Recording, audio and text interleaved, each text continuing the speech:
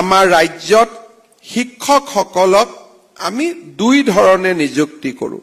এটা চৰকাৰত আমি পোনপটীয়াকৈ নিযুক্তি কৰোঁ, আনহাতে টেট উত্তীৰ্ণসকলৰ মাজত বহুজনক আমি ঠিকাভিত্তিক শিক্ষক হিচাপে নিযুক্তি কৰোঁ।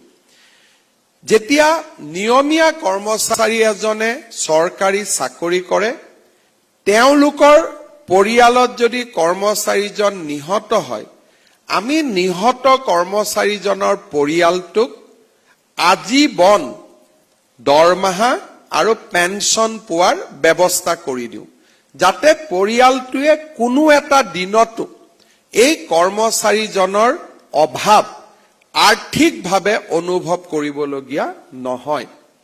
সৰ্বশিক্ষা অভিযানত তেনে ব্যৱস্থা নাই আৰু সেয়েহে যোৱা বছৰত কৰ্মৰত অৱস্থাত নিহত হোৱা 103 গৰাকী পৰলোকগত কৰ্মচাৰী আৰু শিক্ষক শিক্ষয়িত্ৰীৰ পৰিয়ালক আজি আমি 5 লাখ টকাকৈ এককালীন সাহায্য আগবঢ়াইছো।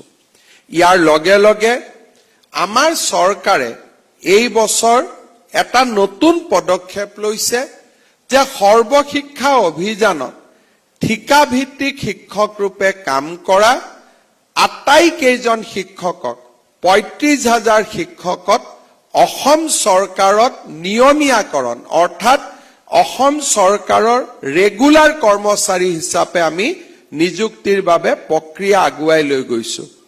এই 35,000 শিক্ষক শিক্ষয়িত্ৰীৰ চাকৰি আমি যেতিয়া নিয়মীয়া কৰিম, ভৱিষ্যতে ভগৱানে নকৰক তেওঁলোকৰ পৰিয়ালত এনেধৰণৰ দুৰ্যোগ আহি পৰিলে তেওঁলোকে তেওঁলোকৰ চাকৰিত থকা ৰেচিডিউৰী চাকৰি থকা কালছোৱাত পূৰ্ণ দৰমহা পাব আৰু ৰিটায়াৰমেণ্টৰ পিছতো অৰ্থাৎ যদি কৰ্মচাৰীজন জীয়াই থাকিলহেঁতেন তেওঁৰ যিটো ৰিটায়াৰমেণ্ট হ'ব, সেই ৰিটায়াৰমেণ্টৰ পিছতো যদিও কৰ্মচাৰীজন আমাৰ মাজত নাই, তেওঁ পেঞ্চনো পাই থাকিব। আমাৰ এই ধৰণৰ ব্যৱস্থা অসমত আমি বৰ্তমান ৰূপায়ণ কৰি আছো।